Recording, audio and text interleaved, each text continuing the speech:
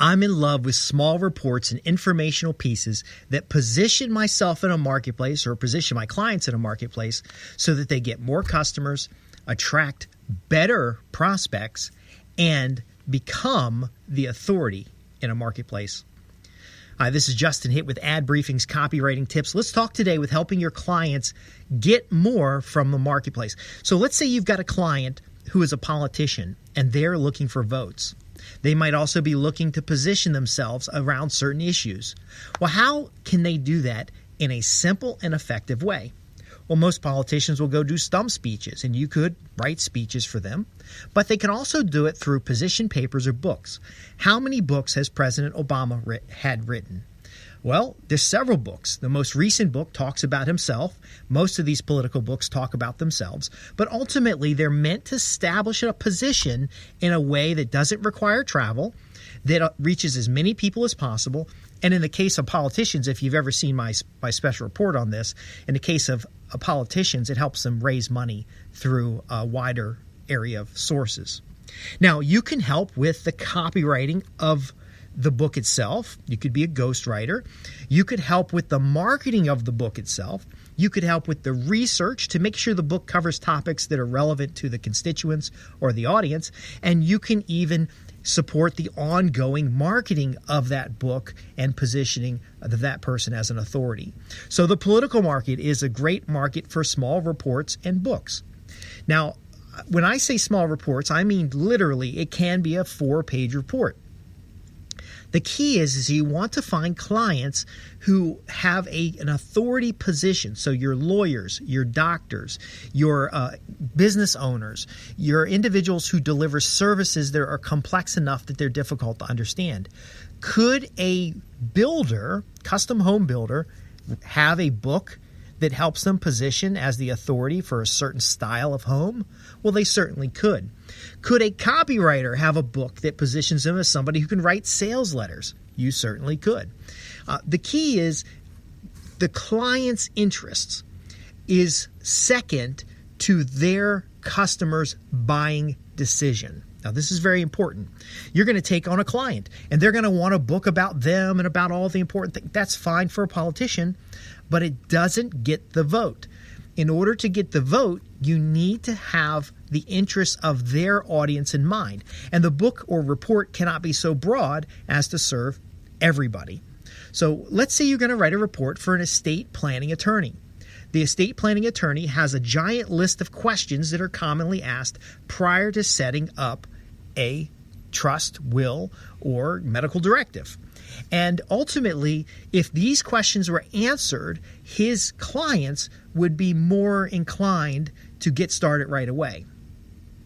Now, we're missing a lot of information. You would need to help that attorney determine who are their clients. A high-income professional who has a retirement account that's on track, they have children, they have a home, maybe even a vacation home, their questions about estate planning are going to be different than somebody who simply wants a medical directive so that they don't end up on life support and that their money goes to their favorite charity. There are different aspects. A large family is going to have a different concern than a small family. Now, what's great about writing reports and writing books is that you can write a book or report, and I'm just going to say reports because a report is very fast to put together. You can write a report for a specific audience, and then that same client, you can take the same materials, the same research, and write that report for another audience. So 7 common estate questions big families ask about. 12 common questions family business owners ask about. 2 different books both have the same core concepts. Both reports can position that same attorney as an expert in both areas because now we're using media that can be delivered physically to an individual rather than post on a website or their social media presence. Now, here's something that's real important that a lot of folks don't consider. As a copywriter, you need to help your client understand that the more they advertise in public, the easier it is for their competitors to knock them off. And what will happen is they'll end up chasing every new medium. So, hey, we have a blog, we had great blog traffic, and then suddenly no blog traffic. Let's try to increase traffic on social media. We had great followers on social media. We had great engagement, but we still got no customers and no traffic. Well, folks, it is a long and winding road of fear and frustration to chase down these different mediums when you could have created a report that was sent to a specific mailing list. In fact, you don't even send the report to the mailing list. You would send a lead generation piece to the mailing list. Now, a lot of you folks know this. You know this. You're a copywriter. You understand direct response. You could rent a list, send a letter to the list, and everybody who raises their hand gets the report. And then the report positions the individual as a professional, as an expert, as the authority, as somebody with experience, and then ultimately makes an offer. Now, a report can be similar to a sales letter, but I like reports that address mistakes, that address common questions, that address planning, how to hire an estate planner, how to choose a politician that will serve your interests, how to buy off politicians. You can technically make an official report that shows your authority without actually telling somebody how to do something. But again, as a copywriter, marketer, or business development professional, for your industry, what reports would help position them as the go-to people to solve specific problems? And really is about solving problems. Or more importantly, it's about demonstrating that the client can solve problems. And that's why we write these reports for audiences, for niches. We don't write them for the client. If they're going to work, they have to be written for a decision maker in an audience. So the estate planning attorney doesn't write a report for people in general. They write for the big family or the family that owns a business. It could be for the high net worth family. It could be for the high-income family. It could be for the simple affluent family. But that audience doesn't call themselves by these names. A high-net-worth individual doesn't walk around telling people they're a high-net-worth individual. So the report must draw out of those people through their fears and concerns what they want, so they'll read the report, which then will position the individual in a way that's meaningful to the audience. Take this home with you, because understanding this, you could be writing reports. Now, a report takes a little bit more work, but it's a 5-figure job. So if you've got a client who's an attorney and they write one report for family-owned businesses, owners of family-owned businesses, and you want to avoid the conflicts that could destroy the business. You want to avoid the family members jockeying for ownership. You want to have your wills, your desires in place long past your death so that this business becomes a reflection of your great works. That's a different story. However, you can now get another assignment with that customer. So do some customer analysis with them. Maybe they discover the family-owned business is a good customer, but there's not a lot of them out there.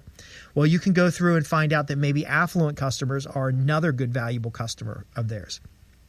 Now, again, it could be a bankruptcy attorney who has a quick guide to your bankruptcy. And that guide is for general use, and it's given out at the credit counseling agency.